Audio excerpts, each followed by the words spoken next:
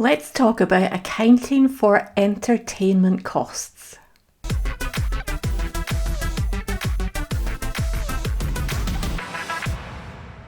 When I do coaching calls with my clients, it's usually for a specific reason, but I always end up looking at other things at the same time. And one thing that we often end up talking about is entertainment costs and how to deal with them in Xero. Before you go to Xero, the first place you want to go to is to HMRC. Don't take your advice from somebody on Facebook, somebody down the pub, somebody on YouTube even.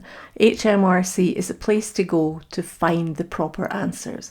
So when we're talking about entertainment, what are the rules? Well, there's two things you want to consider. You want to consider if you can claim the VAT on these costs, and then if they are tax allowable.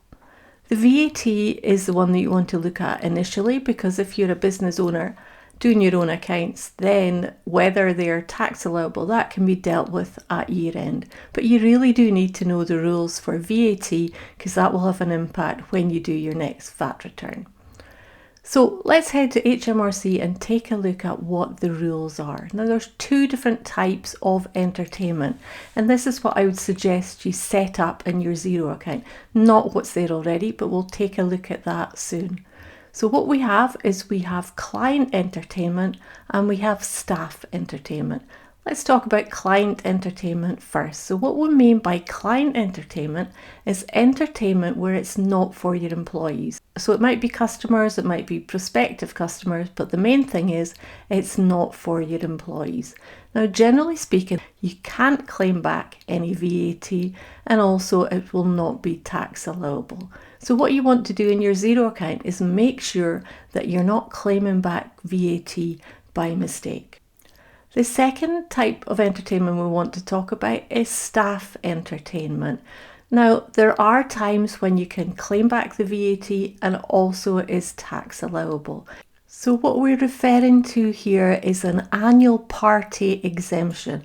So it doesn't apply to drinks on a Friday night, but it does apply if you do something on a regular basis annually. So it might be a staff Christmas party, it might be a summer barbecue.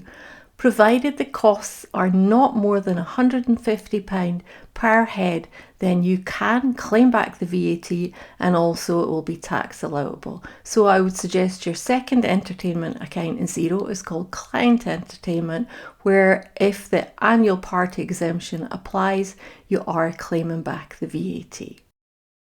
So let's head into Xero, take a look at the chart of accounts, and I'll show you the changes that I would recommend to the two entertainment codes.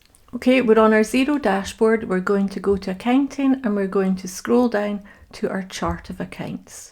We're going to search and we're going to type in, at least start typing in entertainment. And if you have the default chart of accounts from Xero, this is what you'll have. Entertainment 100% business and entertainment 0%. So I do not like these descriptions. I don't think they're helpful. So the first one I'm going to go to is the entertainment 100% business. I'm going to click on the name of it, which will let me edit. And I'm going to change this to say entertainment staff. So we're going to claim back the VAT as the default on staff entertainment. That's assuming that the annual party exemption will apply. And then I'm going to go to the second one and I'm going to change this one to say entertainment, and this time it's going to be clients. I'm not really a fan of no VAT. I prefer it to go through as Xero rated. Xero rated just means it will appear in the box on your VAT return as a business expense, but you won't be claiming back the VAT. Happy with that, and then we save.